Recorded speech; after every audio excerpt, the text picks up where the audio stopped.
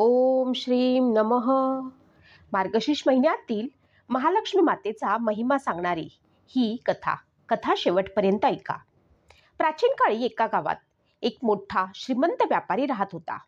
त्याच्या घरी धन धान्य, दागिने, घोडे, गाड्या, नोकर चाकर यांची काहीही कमी नव्हती. पण त्याचे घर मात्र सदैव दुःखाने भरलेले होते. कारण त्याच्या पत्नीला सतत अस्वस्थता आणि घरात नेहमी भांडणे, असंतोष आणि अशांती निर्माण होत असे. कितीही पैसा असला तरी घरात सुख, समाधान आणि प्रेम नव्हते. एका दिवशी व्यापारी दूर देशात व्यापारासाठी जात असताना वाटेत एक तेजस्वी दिव्य स्त्री त्याला दिसली. ती अत्यंत सुंदर, शांत आणि तेजस्वी होती. व्यापाऱ्याने तिचे दर्शन घेताच त्याच्या मनातील सर्व थकवा नाहीसा झाला. व्यापारी म्हणाला, माते, तुम्ही कोण? तुमच्या दर्शनाने मनाला खूप शांतता मिळाली. तेजस्वी स्त्री म्हणाली, मी महालक्ष्मी. मार्गशीर्ष महिन्यात मी पृथ्वीवर फिरत असते आणि जिथे शुद्ध मनाने माझी पूजा होते तिथे सुख, सौभाग्य आणि धनसंपत्तीचा आशीर्वाद देते. व्यापाऱ्याने नम्रपणे विचारले, माते, माझ्या घरी इतके धन असूनही सुख का नाही? कुटुंबात शांतता का नाही?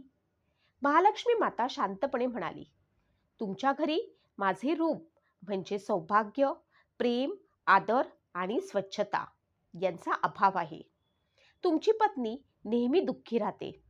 घरातील देवघराची स्वच्छता होत नाही. रोजचा दिवा लावत नाही. जिथे स्वच्छता, प्रेम आणि सात्विकता नाही तिथे मीही टिकत नाही. मार्गशीर्ष मास आला आहे. त्या महिन्यात तुम्ही आणि तुमची पत्नी महालक्ष्मीचे व्रत करावे.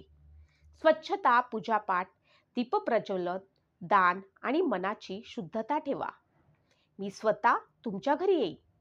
व्यापारी घरी परतला आणि पत्नीला सर्व सांगितले. दोघांनी मिळून संपूर्ण घर स्वच्छ केलं, देवघर सजवलं, रोज दीप लावला, मानसिक शांतीसाठी प्रार्थना केली. मार्गशीर्ष महिन्यात त्यांनी महालक्ष्मीचे व्रत, पूजा, कथा, आरती मनापासून केली.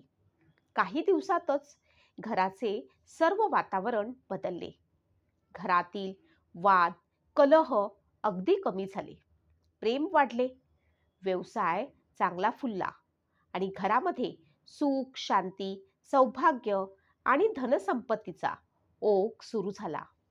एका रात्री व्यापाऱ्याच्या पत्नीला स्वप्नात महालक्ष्मी माता दर्शन देऊन म्हणाल्या, जिथे स्वच्छता, सात्विकता, प्रेम, कर्तव्य आणि नियमित पूजा असते तिथे लक्ष्मी कायम वास करते. तुम्ही दोघांनी मनापासून व्रत केल्याने मी तुमच्या घरी स्थिर झाले. तेव्हापासून त्या घरात कधीही दारिद्र्य आलं नाही. त्यांच्या कुलात सौभाग्य, आनंद, संपत्ती आणि शांती कायम राहिली. यातून आपल्याला कळतं की स्वच्छता ही महालक्ष्मी मातेचं प्रथम आवडतं स्वरूप आहे.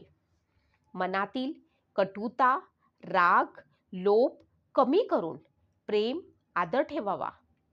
दैनंदिन देवपूजा, दीपप्रज्वलन आणि सात्विकता ठेवली तर घरामध्ये माता लक्ष्मीचा स्थायी वास होतो.